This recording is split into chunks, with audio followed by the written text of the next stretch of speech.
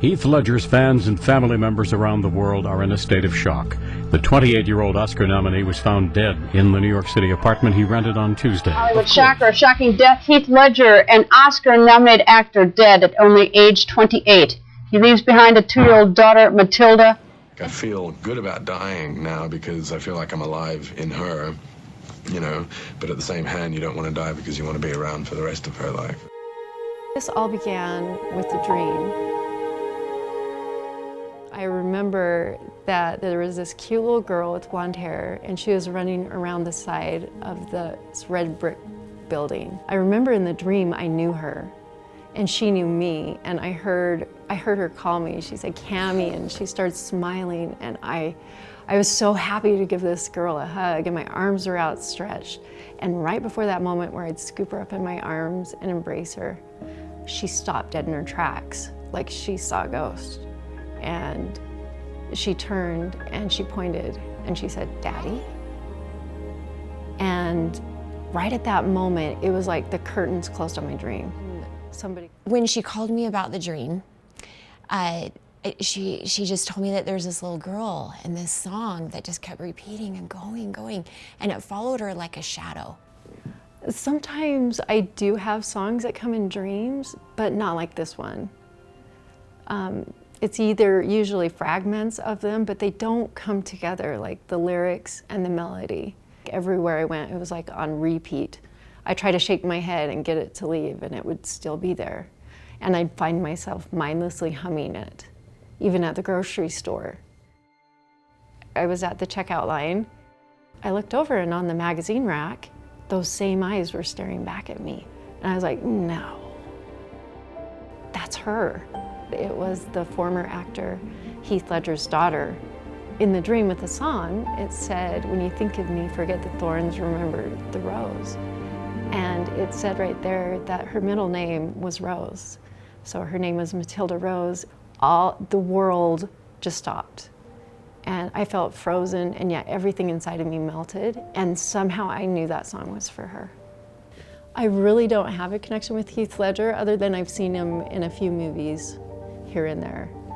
Throughout the entire writing process of this individual song, I have never felt like more crazy or out of my mind or questioning myself, my writing abilities. She asked me, she goes, "Ton," she goes, "Am I going crazy? Like, what's going on?" And we have had our moments of crazy, but this was not it. This was different. She's the one that kind of grounded me and just like reassured me, "Cam, you're not crazy. This is something that you need to really focus on. And, you know, this is happening for a reason.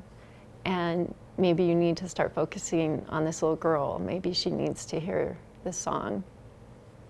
These signs have been such a huge part of this. I would follow them. Roses in bodies of water that there were no rose bushes in when I was trying to write the song. I had feathers that would guide me, and feathers meant a lot to me because of my Uncle Elvin who passed. And so I strongly feel he was there. And before, when I was out on outings and adventures with him, we'd always collect feathers, and he put it in the like the rear view mirror of his car just to have a memento of that. She said throughout the day she couldn't focus really on anything else. If she tried to write another song, or, you know, it stopped, it blocked her. And so she had to do the song. And being a songwriter, this was just something that needed to come out, I guess. She had to get it out onto the piano. I knew where to start in New York from that magazine I found at the grocery store. I read the article, and it said that her mom, Matilda's mom, Michelle Williams, who's also an actress, that she was living in Brooklyn, New York at one point. And so that's honestly the only starting point we had of how to find this little girl. When Cammie and I arrived in New York, all we knew was that we had a city. We knew that Michelle was from Brooklyn, and that's all we had. But the feelings and the drive that we had inside, that's what we were going off of. So we started out the day, and we were just gonna work our way to Brooklyn. from where we were staying. When Cammie was making the song, finishing it up, I started having some feelings of that I needed to go with her to New York to go deliver the song. When Cammie and I arrived in New York, all we knew was that we had a city. We knew that Michelle was from Brooklyn, and that's all we had. But the feelings and the drive that we had inside, that's what we were going off of. I had so many challenges on this journey.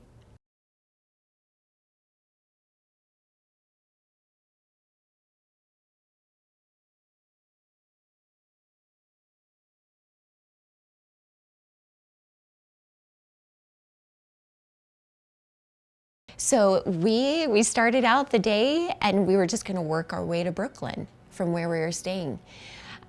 When we arrived in New York, I remember a feeling kind of like a blanket just kind of came over me like, this is right, keep going. And so I'd find feathers, me and my sister, we'd find feathers everywhere we go, just kind of stringing us along, saying you're on the right path, let's keep going. And the most significant one was, we were on the street where Heath had passed away, and we found just outside of his apartment complex, we found a feather inside of a rose. And so that helped keep us going. We were just planning on having a chill day and doing all the tourist things, sightseeing. We'd go to Ground Zero, we were planning on, and Statue of Liberty. And there was a point in the day where I just had this feeling. When you are into something like this, where you are just going with no direction besides what you're feeling, there's going to be questions like, what are we doing? What were we thinking? There's going to be those self-doubts along the way. There was a point in the day where I just had this feeling, just this pull, and I just turned to my sister and I said, we've got to go. We've got to go now, meaning over to Brooklyn. And I don't know why I said it then. I was almost listening to myself say those words, and so we got on the subway, and that's where I just fell apart. So that definitely was the biggest challenge and the biggest breakdown I had. What kept me going is the easiest part of this whole journey. It was my sister. Every time I'd get down or I'd second guess myself, she was always right there. She was just an angel, almost just lifting me up and saying, we can do this, we can do this, we got this, we got this.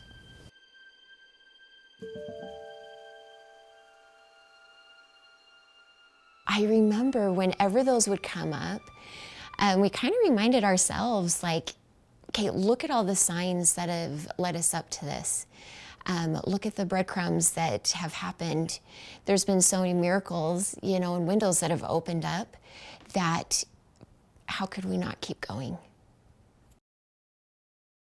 I took just a few steps up the stairs of the subway, and my sister was just right there behind me where she always is, lifting me up. And I couldn't believe what I saw in front of me. And I just said, Tawny, I was like, look. And there in front of us was this sign, and it said, the Red Rose Restaurant. It was just a fun park that you heard swing sets, and children's laughter. And so we went there. We're like, you know what, let's go sit down, let's rest. And it was in Brooklyn because we really didn't know where to go from there. We're like, well, what do we do? Let's go sit here. And again, that same feeling of just kind of like a worldly escape. We just felt at peace. And so we stayed there. And we were just resting, sitting there, when I had that same feeling I had from before. It's just like I didn't have control really over my feet. I remember turning to Tawny and saying, we've got to go. And then I felt like a passenger. I felt like my feet had a mind of its own, and I was just going through Brooklyn. I didn't know the address, but it felt like my feet had a map of its own, and it was following this feeling, this thing bigger than myself.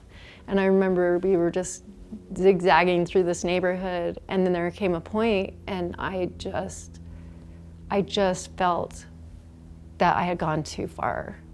And I heard, "You've gone too far, turn around." And before this, nobody was outside of their apartments. And it was cold, it was October, so people were inside, it was a little chilly.